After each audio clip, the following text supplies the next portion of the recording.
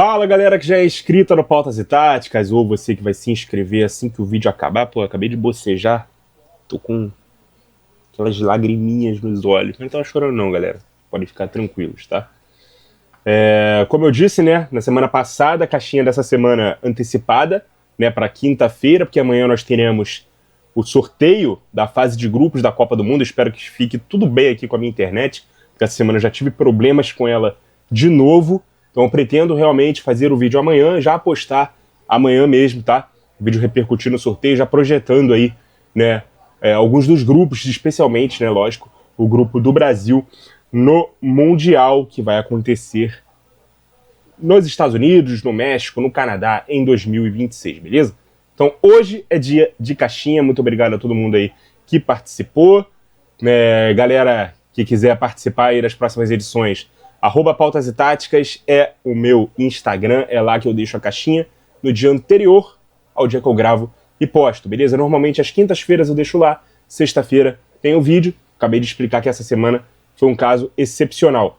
Outra coisa que eu quero dizer para vocês, estamos chegando muito perto da marca dos 22 mil inscritos. Então você que gosta do nosso canal, tem aquele grupinho de futebol, tem amigos aí que não conhecem o canal, pô, dá essa moral para ele, divulga aí os seus vídeos preferidos do canal para eles poderem se inscrever também, ajudar a gente a bater essa meta aí de 22 mil ainda esse ano. A gente está na reta final do ano aí, já chegamos em dezembro, o ano passou voando, mas enfim, vamos parar de blá blá blá, para começar o blá blá blá que vocês querem, né, que é responder as perguntas de vocês, beleza? Felipe Gabriel, ele deixa algumas perguntas, mas no começo ele só deixa aqui uma reflexão, né? O futebol vai muito além dos resultados. Eu chorei por ver meu time ser vice e hoje vou ver Palmeiras e Galo. No caso, ele falou isso ontem. Eu sei que o Felipe é palmeirense, tá? Mas isso aqui serviria para qualquer um dos dois times, né?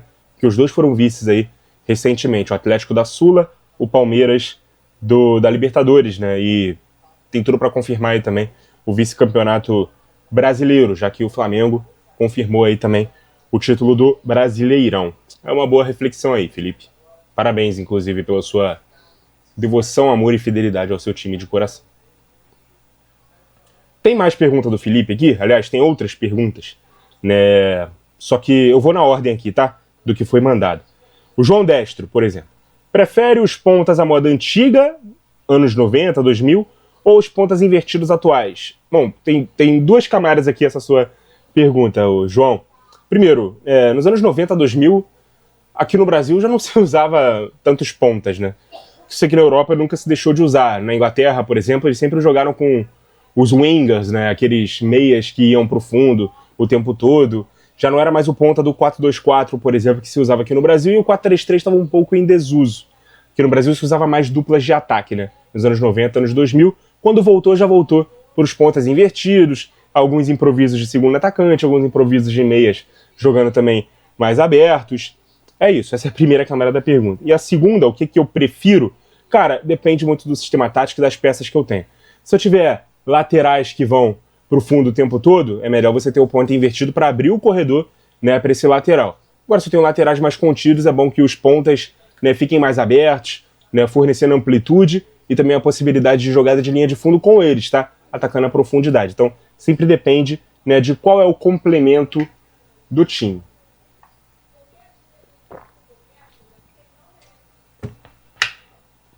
Já eu volto no João, porque agora eu vou voltar no Felipe, que mandou mais uma.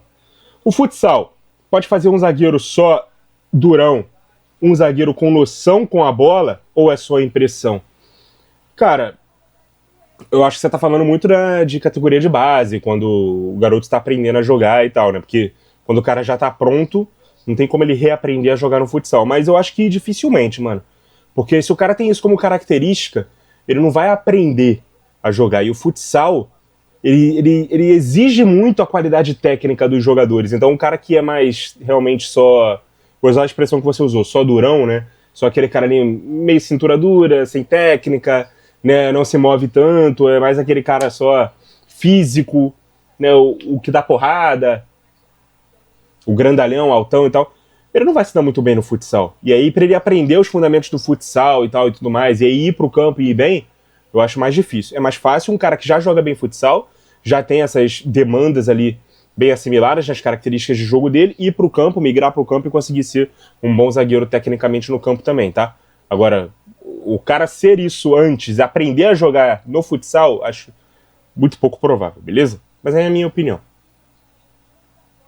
Aqui a última do Felipe. Quanto de um jogo é decidido pela tática e quanto pelo mental?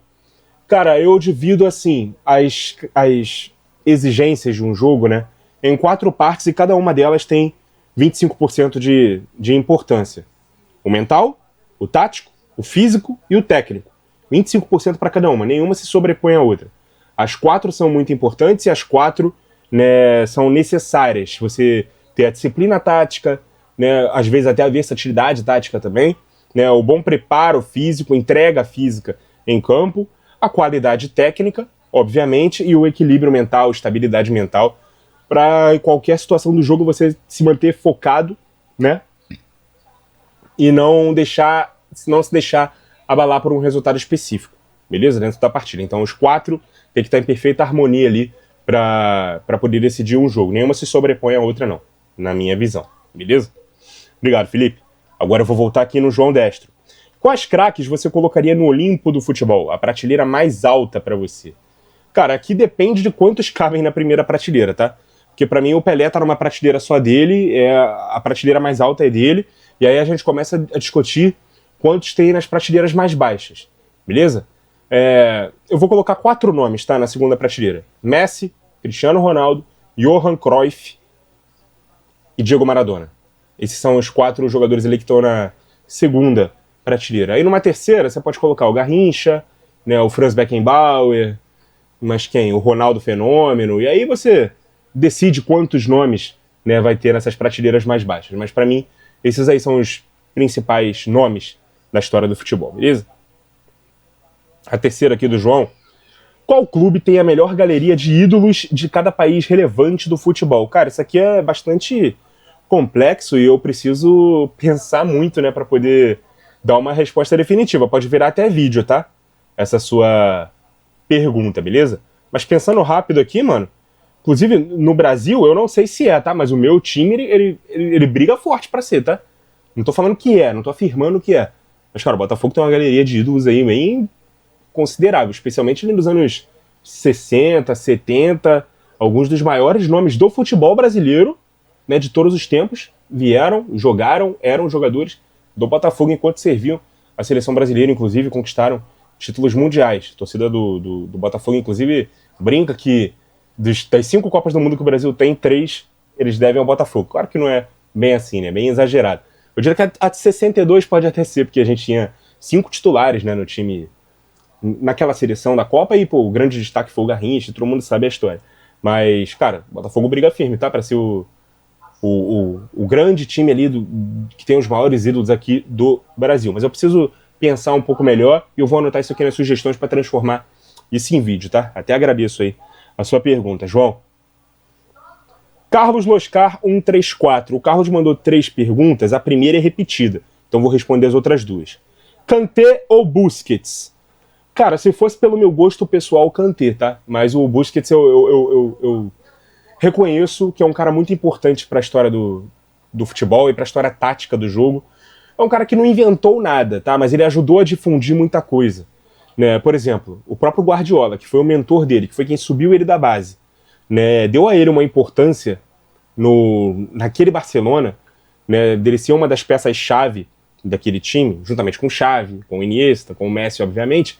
Mas, cara, ele sendo o volante daquele time, o cara que afundava na saída de 3, o cara que qualificava passe, que era sempre opção de passe de retorno, isso fez com que o primeiro volante ficasse muito importante do futebol dali pra frente. E tudo começou com o Busquets, com a qualidade que o Busquets tem no passe limpo, na saída de bola, na iniciação das jogadas. Então, eu acho o Busquets mais importante, né, maior pro futebol do que o Kanté. Mas eu tenho uma preferência por um volante, né, mais físico, mais roubador de bola, que corre o campo todo, que carrega a bola, como o Kanté. Minha preferência pessoal. Mas o Kanté não tem o tamanho e a importância pro futebol que tem o Busquets, beleza? Então todas as homenagens ao Kanté, mas nessa eu vou ficar com o Busquets na questão maior, tá? É isso. A terceira aqui do Carlos. Quão bom foi Cruyff? Bom, acabei de colocar ele no Olimpo do futebol, né? Cara, o Cruyff, ele com certeza é um dos maiores jogadores que já existiu e briga firme se não for o maior treinador que já existiu. Então, assim, a pessoa, não só jogador ou só treinador, mas a pessoa mais influente para a evolução tática do jogo certamente é Johan Cruyff. Tá? Cara que difundiu a escola tática espanhola holandesa, né? Com as suas passagens como jogador e treinador por Ajax e Barcelona. É um cara que também fez história na seleção holandesa. Inclusive, ele se recusou a jogar uma segunda Copa do Mundo, né, para poder dar chance para outros atletas terem a oportunidade de jogar. Ele poderia ter sido vice-campeão de novo, ou até campeão, né, ajudado a Holanda a conquistar a Copa de 78, uma vez que ele participou de 74. A Holanda era muito favorita na final, mas acabou sendo derrotada pela Alemanha. Em 78, a Holanda volta à final de novo contra a Argentina e também perde. Cara, o Cruyff era incrível. É um cara que é até difícil a gente definir qual era a posição que ele jogava, porque era um cara que jogava num time conhecido como carrossel holandês pelas intensas trocas de posição, né? Então, cara, o Cruyff era muito bom como jogador. E ele foi um dos caras que ajudou a difundir o que hoje a gente conhece como jogo posicional, né? Principalmente pela montagem do seu Dream Team, do Barcelona, que bebeu muito da fonte do Rinus Michels, que foi técnico dele, tanto no Ajax quanto no Barça, quanto na seleção holandesa.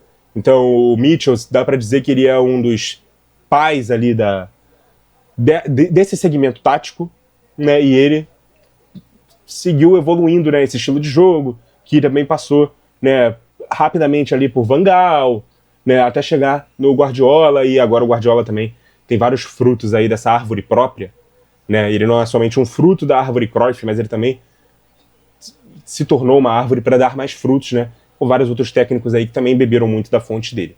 Beleza? Então essa é a importância pro Cruyff, né, pro futebol. A importância do Cruyff pro futebol. É um cara, né, que ajudou a difundir muito uma ideia de jogo específica que hoje até se confunde com o que é jogo moderno. Beleza? Não é a única forma de jogar, mas certamente é a que mais se popularizou, ou a que mais se tenta copiar ou se tenta combater. Beleza? É isso. Valeu, Carlos. O Francisco Teixeira também fez 3 perguntas, mas eu mandei ali mensagens para ele no privado, que 2 das 3 eu infelizmente não tinha como responder, porque eu não estou acompanhando tanto, né, o futebol português. 2 perguntas sobre futebol português. O Francisco é português, um abraço aí para ele. Eu vou responder uma das 3 aqui do Francisco, beleza? A baixa estatura pode limitar um defesa lateral, né? Um lateral, né? Enfim. Cara, eu acho que pode limitar no quesito. O time tá fazendo uma jogada de linha de fundo para um lado. O lateral tem que fechar junto com os zagueiros dentro da área. Se a bola vai em cima dele, um atacante mais alto pode buscar as costas dele e levar vantagem. Cristiano Ronaldo é um cara que faz muito isso. Ele procura sempre se posicionar nas costas do lateral no cruzamento, porque os laterais normalmente são mais baixos. Agora, tecnicamente e taticamente falando, principalmente com bola, não atrapalha tanto. O Lan era um lateral baixinho, o Roberto Carlos era um lateral baixinho. Para mim são os 2 melhores laterais que eu vi jogar. Então, a falta de estatura não atrapalhou, tá? E outra, os laterais eles precisam ser muito rápidos, né? Para poder fazer esse vai e vem na linha de fundo o tempo inteiro e tal. Principalmente na época do Roberto Carlos isso era até mais usual, hoje menos. Que hoje voltamos com os pontas, enfim. Quanto maior o cara ele tende a ser mais pesado, né? Ele pode ter até passadas largas, mas ele vai ser um falso rápido, né? Ele vai usar as passadas largas para poder percorrer mais metros, mas vai fazer isso de forma mais lenta, mais vagarosa, beleza? Então, o cara ser alto também pode atrapalhar em determinado momento. Então, tudo tem um ônus e um bônus. Tanto o lateral ser baixinho no jogo aéreo defensivo, quanto o lateral ser alto, né, na transição ofensiva, beleza? Obrigado, Francisco. Gabriel Baltazar, GB. O que achou da demissão de Ramon Dias do Inter? Cara, ele foi contratado muito pelo histórico dele aqui no Brasil, né, de ter conseguido livrar do rebaixamento times grandes, como o Vasco e como o Corinthians. Ele chegou no Internacional nesse contexto, acho que o Inter nem estava tão desesperado assim sob o comando dele, mas ele não conseguiu fazer um trabalho bom, que evoluísse. E aí, quando o Inter finalmente entra na zona do rebaixamento, tudo isso somado também às declarações dele que são muito ruins, dele e do filho, né? Dizendo, vocês querem que a gente se desespere e tal, o Inter não tá na zona ainda. Pois é, agora entrou na zona. Teve também um outro episódio ali, que uma fala machista até do Ramon Dias e tal, tudo isso levou à demissão dele. Agora eu não sei a ordem dos fatos, tá? Vocês podem me ajudar aí se vocês tiverem conhecimento. Parece que o Abel Braga se ofereceu ao Internacional para trabalhar no clube. Quando foi essa ligação, esse contato em que ele se ofereceu? Quando o Ramon Dias já estava empregado ou quando já tinha sido demitido? Porque foi muito rápido, foi questão de horas. O anúncio da demissão, o anúncio da contratação. Se foi antes, eu acho que pode ter sido determinante para a demissão do Ramon, beleza? Agora, se foi depois, a gente não tem por que especular isso. O fato é que o Abel tá lá, se ofereceu para ajudar, abriu mão de salário e tudo mais. Eu, sinceramente, não acho que o Inter vai conseguir se salvar. Tem condição ainda, tem mais um jogo para fazer, é um jogo em casa, é um jogo ganhável, mas já não depende só das próprias forças, precisa de outros resultados ali para acontecer também, para que ele consiga se livrar, mas tudo pode acontecer, né? A gente já viu muita coisa no futebol. Hoje o Inter não produz futebol, para se livrar. E ele se colocou nessa situação muito por conta do Ramon Dias, né?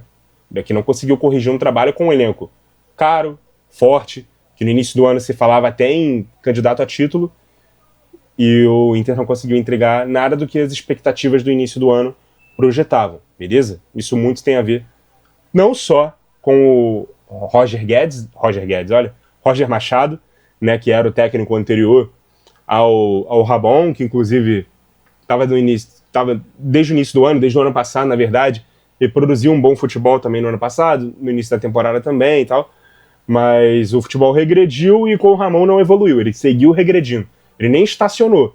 Não é que estava abaixo e estacionou, ele continuou regredindo. Aí, sobre essa demissão, cara, a gente precisa saber como é que foi a questão lá do Abel Braga, se foi antes ou depois. Tem muita cara de que foi antes, tá? Porque demitir um treinador a 2 jogos do fim do campeonato e contratar um cara que efetivamente não é treinador de futebol há pelo menos 3, 4 anos, 5 anos, não me parece ser algo pensado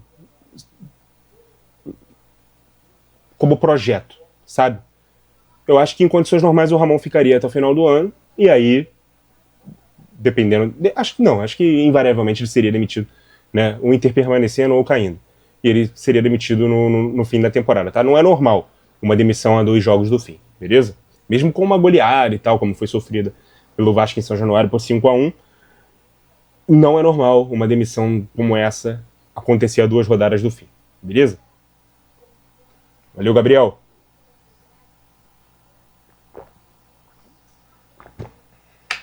Osvaldo, 7163. Para competir na Liberta, não só participar, Lucas Silva e Romero de titulares são suficientes? Cara, são 2 bons volantes fazendo boa temporada no time titular. Eu acho que eles são úteis, né?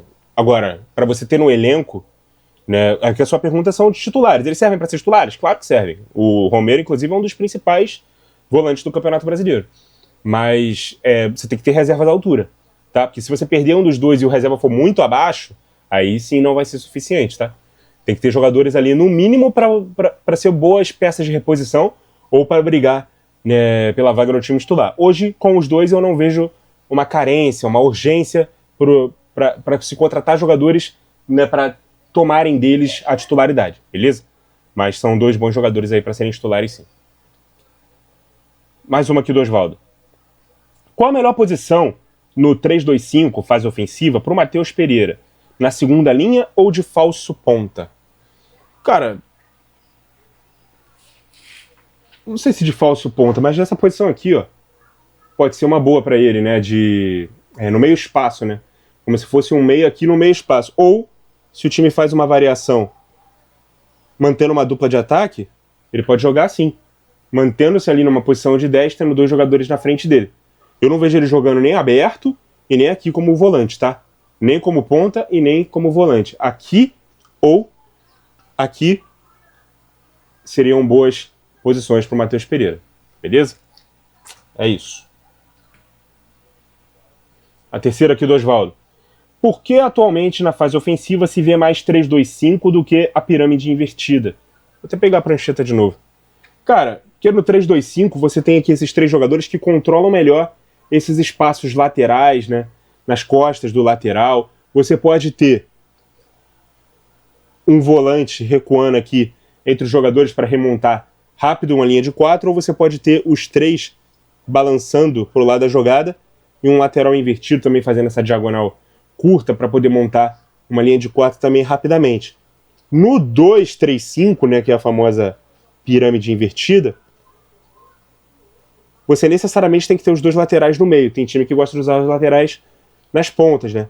E os laterais no meio fazem essa diagonal curta também para poder remontar a linha de 4. Mas você deixa esses espaços aqui numa ligação direta, mais expostos.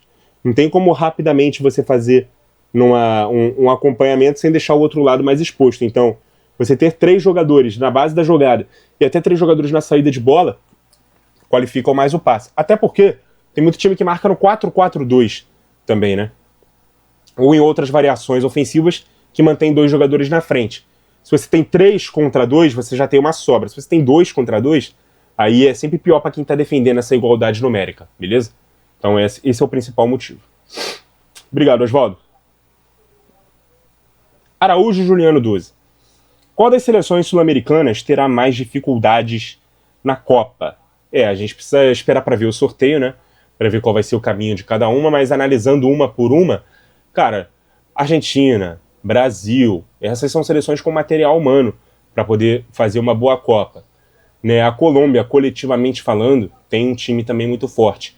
O Equador fez uma excelente eliminatória, foi segundo colocado na eliminatória, mas não é aquele time com um grande material humano, então pode ser que dependendo do grupo que caia, sofra, beleza?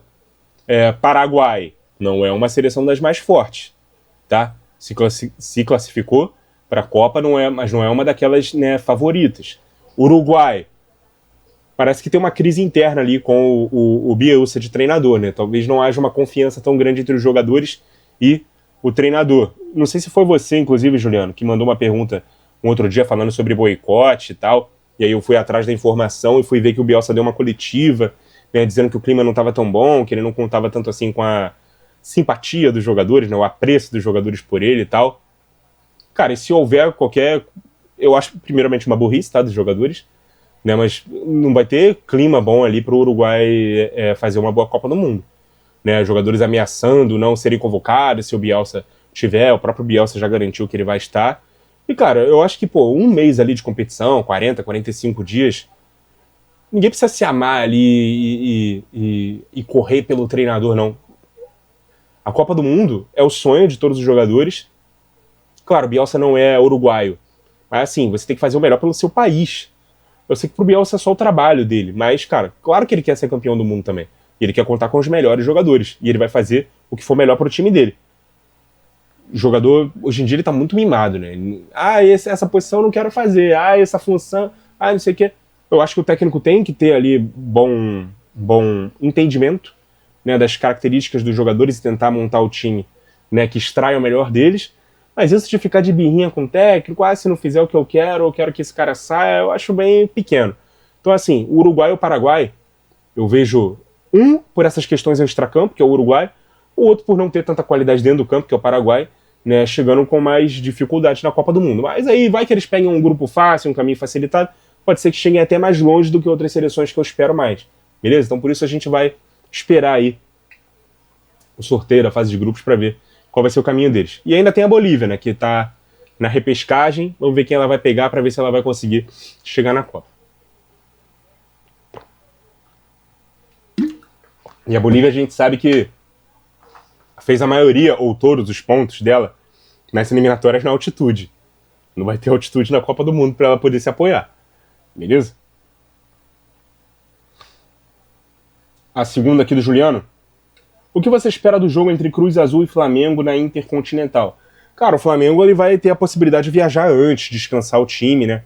Porque conseguiu confirmar o título brasileiro, né, com uma rodada de antecedência. Não vai ser aquela correria que foi o Botafogo no ano passado, de jogar a última rodada, ter que viajar no mesmo dia, E ainda teve um problema ali na viagem, né, que ele só conseguiu chegar ao Catar na véspera do jogo. Então, não conseguiu descansar, o treinamento ali também foi bem mais ou menos, e aí teve que escalar um time mesclado, né, para o jogo contra o Pachuca. Eu acho que o Flamengo vai passar menos perrengue em relação a isso.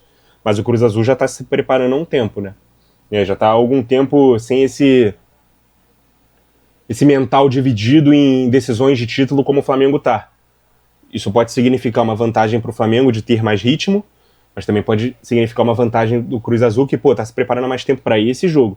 Não exatamente para o jogo contra o Flamengo, porque ele só soube que seria o Flamengo adversário no último sábado, mas para essa partida, para essa etapa da competição, né? Enfrentaria ali o campeão sul-americano. Então, vai ser um jogo difícil, enfrentar time mexicano nunca é fácil.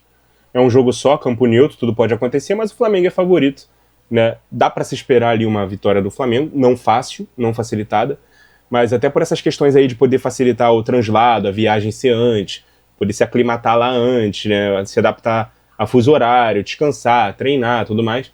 Eu acho que o Flamengo vai ter menos perrengues do que teve o Botafogo no ano passado, por exemplo. A terceira aqui do Juliano. Com o Mundial de Clubes e a Intercontinental, na prática teremos 2 campeões mundiais no mesmo ano? Sim. Você pode dizer que um foi campeão do Mundial de Clubes, ou da Copa do Mundo de Clubes, chame como quiser, e o outro campeão do Intercontinental, não tem problema.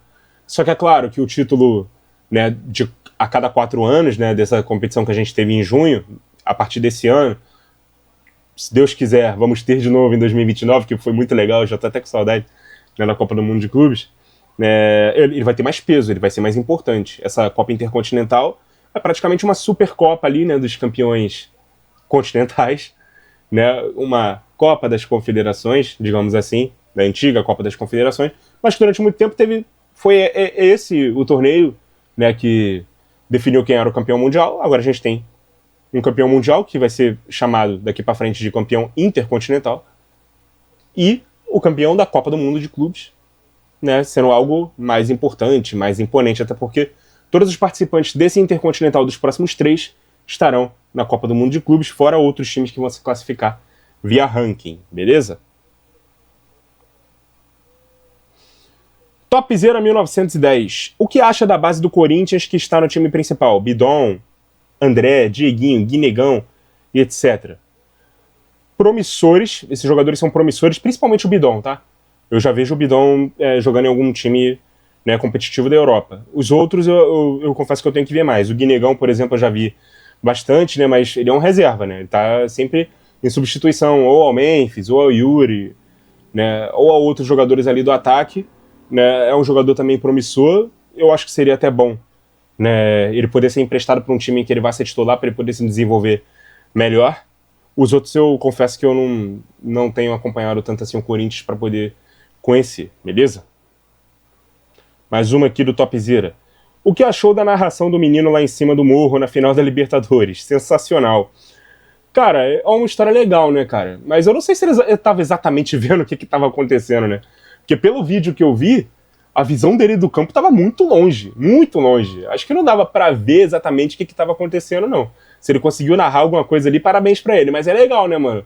O esforço, né, para poder realizar um sonho. O moleque tem sonho de ser narrador, então, pô, né, provavelmente não conseguiu o ingresso, né, para assistir o jogo, teve que assistir lá das montanhas, né? Então, se é que ele assistiu. Então, pô, muito legal a história em si. A história pela história é muito legal. Agora, se ele conseguiu realmente assistir o jogo para poder narrar, aí eu já não sei, beleza? Mais uma aqui do Topzera. Quando o time do Botafogo perdeu aquele brasileiro pro Palmeiras, eu falei, essa torcida ainda vai comemorar um título importante como a Libertadores, e veio no ano seguinte. Fala um pouquinho sobre esses 2 anos do Botafogo, da decepção à glória eterna, junto com o Brasileirão. Eu acho que eu já falei, cara, algumas vezes aqui o meu relato, né? Eu fiz um vídeo pós-derrota, né, pós-brasileiro de 2023, né, meio que desabafando. Eu desativei até os comentários daquele vídeo, porque eu não queria gracinha de rival, nem nada disso, porque eu ainda estava muito machucado, cara. Cara, foi muito difícil, muito doloroso, porque assim, a gente começou o ano sem muitas expectativas, né, fez um campeonato carioca ruim, teve que jogar ali a chamada Taça Rio, para poder confirmar a vaga na Copa do Brasil do ano seguinte. Olha que loucura. E aí, de repente, o brasileiro começa, o Botafogo engata 5 vitórias seguidas, faz o melhor primeiro turno da história, ganha 15 de 19 jogos, né? Perde 2, empata 2. E, cara, tá e muitos pontos na frente. Acho que termina o primeiro turno com 13 pontos, né, de vantagem pro segundo colocado. Então, a partir dali, o Botafogo só podia perder o campeonato. E a gente pouco imaginava que o time iria derreter daquele jeito. Principalmente do jeito que foi. Porque perder ponto, perder jogo, um ou outro, beleza. Mas, cara, teve uma sequência de derrotas ali, né, que foi muito decepcionante. Especialmente o jogo do Palmeiras, né? 3-0, 4-3. Foi um banho de água fria. Cara, o jogo foi... O resultado, né? O momento ali que o jogo termina foi muito, muito triste pra mim, cara. Eu fui dormir puto. Eu nem lembro se eu dormi ali muito aquela noite. Dia seguinte era dia de finados, era feriado, né? Então a minha academia, por exemplo, só funciona de manhã. Eu não fui treinar, eu fui correr na rua. Tem um amigo meu, o Rubens, um abraço pra ele, que é botafoguense, tava no jogo, inclusive. Cara, eu fiquei tão incomunicável aquele dia, porque desliguei a internet, não queria saber de nada, não queria ver ninguém, não queria falar com ninguém, que ele me ligou no fim daquele dia pra saber se eu tava vivo, pra saber se eu não fiz alguma coisa, né, com a minha vida, por conta daquela decepção que foi. E, infelizmente, aquela não foi a única porrada, né? Porque depois teve outra virada, né, do Grêmio, teve um empate com o Curitiba no último minuto, teve um empate do Santos no último minuto, então foram muitos pontos perdidos da mesma forma, sabe? Foi muito cruel, muito cruel. E o Botafogo não foi nem vice-campeão aquele ano, né? O Botafogo ficou em quinto lugar, teve que jogar a pré-Libertadores, né, no ano seguinte. A repescagem, né, o play-off antes da fase de grupos. Consegue se classificar, vai para a fase de grupos, perde os 2 primeiros jogos, um deles eu tava, né, contra o Júnior Barranquilla. E a gente espera mais um ano difícil, dali para frente. Mas o time era muito bom e consegue brigar de novo, né? E, cara, o trauma de 23 foi muito grande, que eu falando por mim, tá? Mas eu acho que vários botafoguenses vão se identificar. Eu acho que a gente não aproveitou o time de 2024 da forma como deveria. O time era muito forte e a gente tava sempre com medo do... Porra, se acontecer de novo. Cara, se acontecesse de novo, eu acho que eu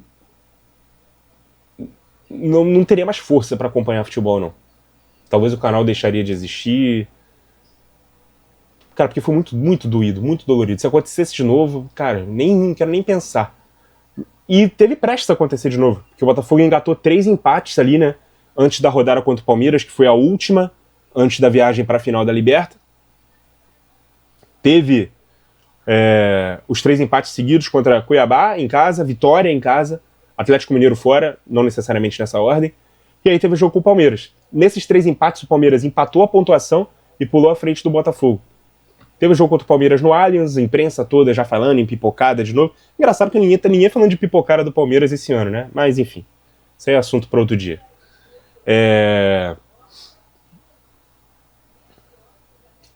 E todo mundo já falando que, não, o Palmeiras é favorito pro jogo, o Palmeiras vai ganhar o jogo, o Botafogo vence o jogo. E o Botafogo termina o ano sem perder pro Palmeiras, tá? Porque elimina o Palmeiras, inclusive, nas oitavas de final da Libertadores. Um jogo também que... O segundo jogo, né, dessa eliminatória, dessas oitavas de final, o Botafogo vence o primeiro jogo por 2-1, no segundo jogo abre 2-0, toma um empate, quase toma a virada que levaria o jogo para os pênaltis, o terceiro gol, né, acabou sendo anulado por um toque de mão. Mas quando o gol sai, eu levanto, eu dou umas 3, 4, 5 bica aqui na porta do meu quarto, que a porta fica toda danificada e tal, até hoje, tá? Mas enfim. E aí eu nem vi o final daquele jogo porque eu achei que o gol tinha valido, que o jogo ia para os pênaltis, eu nem queria ver, e depois eu fiquei sabendo que o gol foi anulado e graças a Deus o Botafogo passou de fase.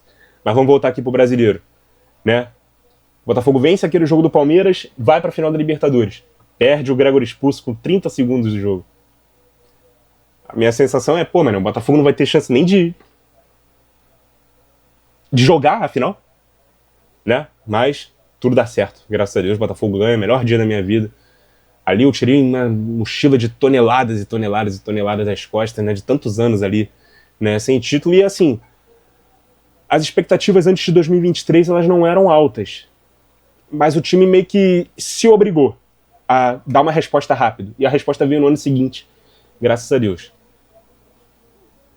E talvez tenha colocado algo na cabeça do torcedor de que todo ano tem que ser desse jeito, todo ano tem que mostrar futebol para tentar ser campeão, brigar pelo título de tudo. Eu até acho que tem que ser competitivo sempre sim, principalmente quando se tem altos investimentos. Mas, enfim, as coisas não acontecem como o torcedor quer, né? Tem vários fatores complicadores, tem, né, jogadores que são negociados, né? Os caras já estão de barriga cheia aqui nesse clube. Óbvio que um time que vai tão bem assim chama a atenção dos times de fora, então vão recebendo propostas e vão saindo, tudo isso é normal. E aí o time se remonta, o torcedor não gosta, aí é técnico que sai, enfim. E aí o 2025 foi bem mais o normal, o natural, né, pro Botafoguense. Nem tão ruim como o 23 e nem tão bom como o 24. E o Botafogo ainda consegue vencer o Internacional, né, na penúltima rodada do Brasileiro, depois de fazer aquela festa toda da Libertadores, e venceu o São Paulo também na última rodada. E ali realmente foi acabou. 2023 acabou hoje, né, dia 8 de dezembro de 2024, 2023 foi encerrada a nossa história. E o 30 de novembro sempre vai ser o melhor dia da minha vida, que foi o dia do título da Libertadores, o título que realmente me libertou. Então, assim, é isso, cara, que eu posso dizer. Com certeza isso aí tinha que virar filme. O Botafogo tá fazendo uma série, o primeiro episódio já saiu. O primeiro episódio foi justamente essa derrota, né, em 2023, né? O nome da série é Das Cinzas ao Fogo. Quem quiser curiosidade, Botafogo TV, primeiro episódio já tá no ar desde semana passada. Eu não sei se vai ser um episódio por semana, mas eles prometem aí uma série bem, bem bacana, né, documentário, algumas entrevistas, personagens daqueles elencos e tal, dirigentes, torcedores. Bem, bem bacana realmente de acompanhar e, cara, ainda bem que eu tava vivo pra viver tudo isso. Mas foi por um triste, tá? Porque depois de 2023 eu tinha perdido a vontade de muita coisa. Mas Deus me manteve forte de pé aqui pra eu estar contando essa história pra vocês agora. Onde eu parei? Parei aqui na terceira do Topzera. Obrigado aí, Topzera. Lucas Emanuel Oliveira. Ainda dá pra considerar Vinícius como um dos 3 melhores da geração, porque perto de Haaland e Mbappé, o desempenho dele parece piada. O desempenho ou os números? Eu acho que muita gente, né, tá jogando mais pelos números, né? E é difícil realmente competir com 2 monstros artilheiros como Mbappé e Haaland. E o Vinícius nem no melhor momento da carreira dele foi esse artilheiro, até porque não joga nessa posição, né? E com essa função e essa obrigação de fazer tantos gols. Mas eu acho que dá pra considerar assim, mano. Porque quem seria o outro? Quem surgiu ali, né, dentro da mesma geração, não vale Lamine Yamal, né? Porque esses caras são de outra época. Harry Kane, que é mais antigo, não são da mesma geração. Mas da mesma geração ali que surgiu Mbappé, Vinícius, né, Haaland. Quem é o outro nome aí que ultrapassou o Vinícius? Não tem, então dá pra considerar assim.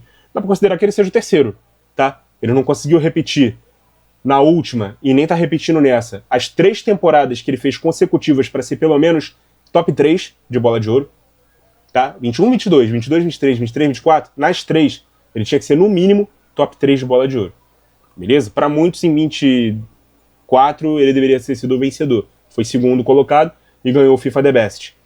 Mas nas 3 ele deveria ter sido pelo menos top 3, tá? E se eu não me engano, o Mbappé tem um top 3 e o Haaland tem um também. Então, assim, a temporada dos dois em 25, 26, né, no caso, é melhor do que a do Vinícius, concordo. Mas não vejo um outro nome, um terceiro nome, um quarto nome, né, que tenha ultrapassado o Vinícius para ser o terceiro melhor da geração ali, tá? E em talento, o Vinícius tem mais talento do que os dois, tá? Não que os dois não sejam talentosos, né, mas bola no pé, característica e tal, pô, o Vinícius tem muito mais talento e malemolência ali com a bola, habilidade e tudo mais, né, drible, recurso, passe, velocidade. Não, velocidade é foda, porque os dois são muito rápidos também, né, o Mbappé e o Haaland. Esquece a velocidade. Tudo isso que eu falei ali anteriormente, o Vinícius tem mais do que Mbappé e Haaland. Os dois são mais artilheiros e para por aí. Mais uma do Lucas. Quais as suas expectativas para a Copa do Brasil? Queria estar com as expectativas mais altas por o meu time estar lá, né? Mas não tá. Eu acho que vamos ter um clássico muito interessante entre Fluminense e Vasco. Né? Hoje, o Fluminense é apontado favorito, mas o favoritismo já foi pro lado do Vasco, quando o Vasco estava com aquele momento impressionante, estava jogando muito mais bola. Inclusive, venceu o próprio Fluminense com muita autoridade no Maracanã pelo Brasileirão. E, cara, mata-mata, tudo pode acontecer. Vai ter jogo com o mando de campo do Vasco também. Se eu não me engano, o segundo jogo é com o mando de campo do Vasco. A gente não sabe se esse jogo vai ser em São Januário ou se o Vasco vai optar por mandar o seu jogo também no Maracanã, o que daria uma vantagem para o Fluminense por fazer os dois jogos no mesmo estádio em que ele normalmente manda os jogos. Se eu fosse o Vasco, eu brigaria, lutaria muito para ter esse jogo em São Januário, tá? Então, hoje o leve favoritismo é do Fluminense, mas o Vasco, um clássico, o Vasco tem total condição de competir e passar de fase, tá? E do outro lado, eu acho que o Cruzeiro tem um favoritismo mais contundente contra o Corinthians, tá? E eu acho até que dos quatro, o Cruzeiro é o mais forte e é o favorito pro título. Minhas expectativas são essas. Mais uma aqui do Lucas. Por que os grandes talentos do Brasil se perdem no caminho ou não duram muito tempo? Ah, mano, isso aqui é mais... Tem casos e casos. Tem casos que aconteceram isso e tem casos que não aconteceram. Não é que se perdem ou não.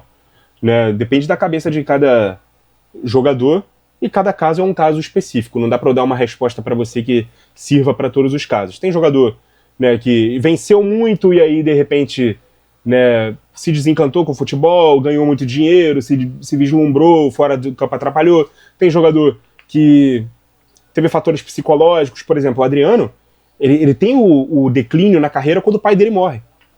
Né? E aí ele entra em depressão, né? A última temporada dele na Inter é muito ruim, aí ele é emprestado para o São Paulo, joga muito bem, aí pede para ser negociado em definitivo com o Flamengo, tem ali aquele bom lampejo, né, do craque que foi, ganha um brasileiro, 2010 já não foi tão bom assim, vai para Roma, não joga, volta, tem problemas de peso, no Corinthians praticamente não joga, no Atlético Paranaense praticamente não joga, tem uma terceira passagem pelo Flamengo que ele não joga, chega a jogar nos Estados Unidos também, né, ou pelo menos foi contratado por um clube norte-americano, jogou poucos jogos, então, mano, teve esse fator aí psicológico aí que atrapalhou bastante o Adriano. Aquele primeiro exemplo ali pode servir pro Ronaldinho. Tem a questão ali das lesões, que atrapalhou o Kaká, atrapalhou o Neymar, enfim. Eu acho que tem jogadores que conseguem ter uma longevidade maior e tem outros que têm uma longevidade mais curta, mas que tem até um pico, às vezes, mais alto. Então, depende, cada caso é um caso. Beleza? Não tem uma resposta única pra todo mundo e nem é uma exclusividade só de jogadores brasileiros, tá? Enfim. Obrigado, Lucas. Thor Carvalho, você prefere ver o Bayern campeão da Champions ou um time pequeno que surpreenda? O Bayern, porra. É o time que eu mais gosto lá da Europa, então eu prefiro ver o Bayern campeão. Você acha que se o Bayern jogasse, por exemplo, contra, né, sei lá, um Kairat, não sei o que lá, na final da Champions, eu ia torcer pro Kairat pela história? Porra, não. Então eu prefiro com certeza o Bayern campeão.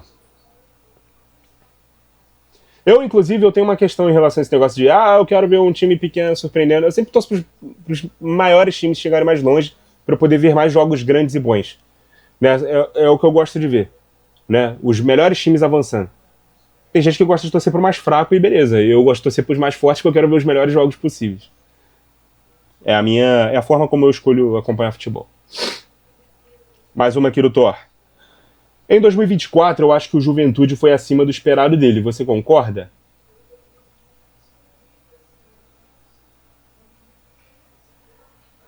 Mano. É porque o Juventude ele eliminou vários times grandes, né, na Copa do Brasil e fez um brasileiro até seguro, né? Ficou ali no meio da tabela, não sofreu tanto assim com o rebaixamento. Talvez a gente esperasse que o Juventude brigasse para não cair de novo em 2024. Esse ano, inclusive, brigou e caiu. E que não chegasse tão longe na Copa do Brasil, né? Então dá pra dizer que sim. Então concordo com você, sim. Mas também não é nada que o Juventude tenha feito de extraordinário, né? Ele conseguiu ficar no meio de tabela e conseguiu ir mais longe do que o esperado na Copa do Brasil. Mas pelo teu enunciado, eu concordo, tá? Pelo jeito que você falou, eu concordo. Só não dá pra superestimar isso daí muito mais do que isso. A terceira aqui do Thor. Quais estratégias você utilizaria para fazer um bom time tendo um orçamento limitado se você fosse o técnico? Ah, mano, não é porque o time é barato que é ruim, né? Às vezes o time tem um orçamento limitado, mas tem muito bons jogadores ali. Então eu tenho que ver as características dos caras, né? Às vezes você tem um elenco barato e fraco, mas que tem uma riqueza de utilização tática ali muito grande. Então eu tenho que olhar esse elenco, né, ver as características dos jogadores para tentar implementar um estilo de jogo que encaixe melhor.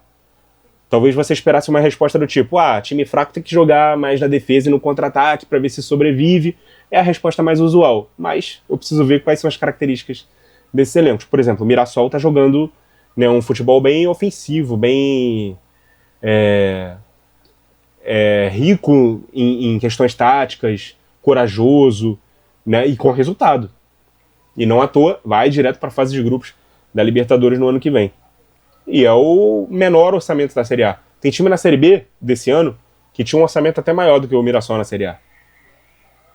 E o Guanás conseguiu extrair muito, né, do elenco modesto que ele tinha, porque respeitou as características dos jogadores e acreditou que aquilo podia dar um bom futebol. Então, eu tentaria fazer igual a ele, se o meu elenco me proporcionasse isso. Se não proporcionasse, aí seria realmente mais fácil eu tentar fechar a casinha ali defensivamente e tentar ir no contra-ataque. Torcer para ter jogadores rápidos que me proporcionassem isso aí. Beleza? Valeu, Thor. Eu vou atualizar já. Tem mais uma pergunta aqui, mas eu já vou atualizar para ver se tem mais. Não, essa é a última mesmo, que é a do Caio Henry C. Como melhorar a leitura de jogo? Eu poderia simplesmente fazer um merchan. Cara, compra o meu curso de análise tática, né, me chama no direct do Instagram, @pautas e táticas, né, R$50 lá custa o curso, e aí eu posso ajudar você a melhorar a sua leitura, mas seria muito pedante da minha parte eu fazer isso. Então, mano, cara, você tem que anotar os padrões dos times, você tem que assistir os jogos dos times e ir anotando tudo que for padrão, tudo que se repete, defensivamente, ofensivamente, saída de bola, fase de construção, fase de finalização, como o time marca, qual é a forma que o time marca, tem algum jogador ali que fica preservado defensivamente, tem algum jogador que muda de função, o time muda de desenho, né? Quais são as variações ofensiva e defensiva, tudo isso você tem que ir anotando. E aí você vê o jogo, você vê os jogos, né, daquela mesma equipe, você consegue fazer uma análise dessa equipe, beleza? Com uma quantidade boa ali de jogos. Eu diria que uns 5 a 10 jogos dá pra você ter uma ideia legal de como é que aquele time joga, tá? Dá pra estudar legal como esse time joga. Mas principalmente, mano, tudo que você não entender, tudo que você achar que tá muito difícil, se questione, pergunte. Tem várias ferramentas aí hoje na internet, né, para você fazer essas perguntas, as ferramentas te respondem. Não só a inteligência artificial, não, o próprio Google.